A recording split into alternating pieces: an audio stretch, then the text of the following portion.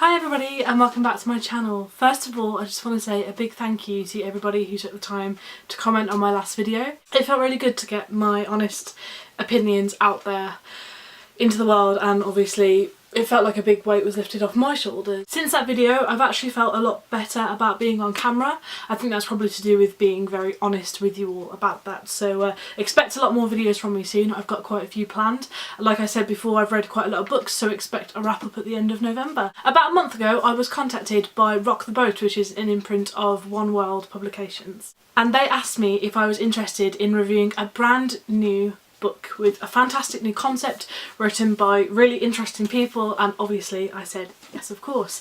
This book was actually released on the 31st of October and there has been a blog tour. When I first read the description of the book, it felt like a really inspired concept to me. It's something that I personally haven't read before.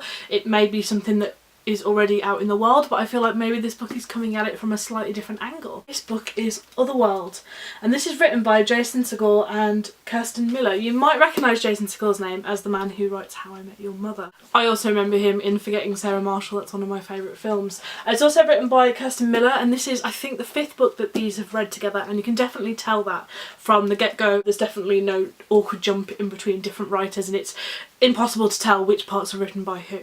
Essentially, this book follows the character of Simon, who is 18 and from New Jersey. He has a best friend who he is in love with called Kat, who is also the same age.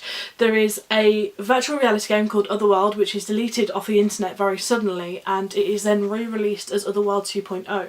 Simon manages to get a hold of this, and the first description of what the virtual reality is like is quite startling. It's obviously something that is coming into our society now, this idea of virtual reality, and it feels so vivid and real. I love the initial descriptions of what Otherworld sounded like.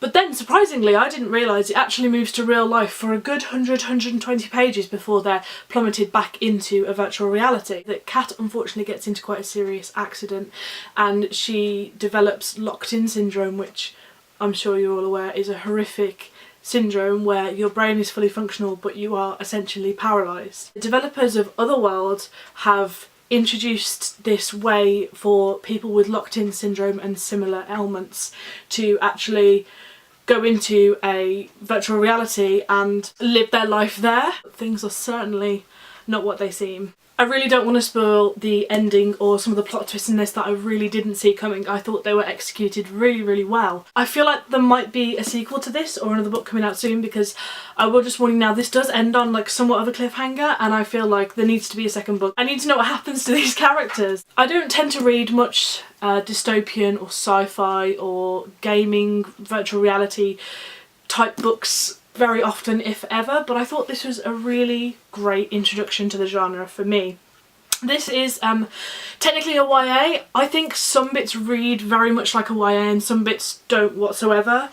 The bits of description for the world building of the game I thought were done excellently, and the bits in which we follow Simon and Kat's life I thought were much more like a teen romance YA book. Not to say that they weren't good, but that's just what it struck me as. I don't think, to be honest, I am the target audience for this book necessarily, but I still really enjoyed it. I thought it was really well executed. I don't think this book is necessarily perfect. There is a scene which was slightly problematic to me in which two girls refer to his best friend Kat as a slut, and he goes up and tries to explain to them that that's not okay, which obviously is fine, but then threatens them with, I assume, naked photos of themselves in sort of a revenge porn type way, and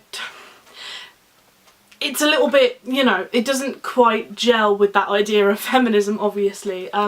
So that sort of brought me out of it a little bit, but I think that's the only bit that really struck me as being a bit odd. If you are a fan of Black Mirror, which I am a huge fan of, or Ready Player One, or a good adventure story, then this is definitely the book for you. It's such a fast-paced read, and yeah, I really would recommend it. Like I said, it's not without its problems, but few books are, but I really would give this a go if you fancy it. I think that's everything I have to talk to you about today. It's just a nice quick video giving you a little recommendation. Thank you so much to Rock the Boat and all the people at Otherworld that sent this my way. I really appreciate it, along with all the goodies you sent me as well.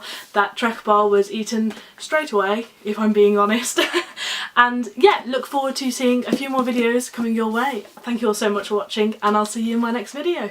Bye!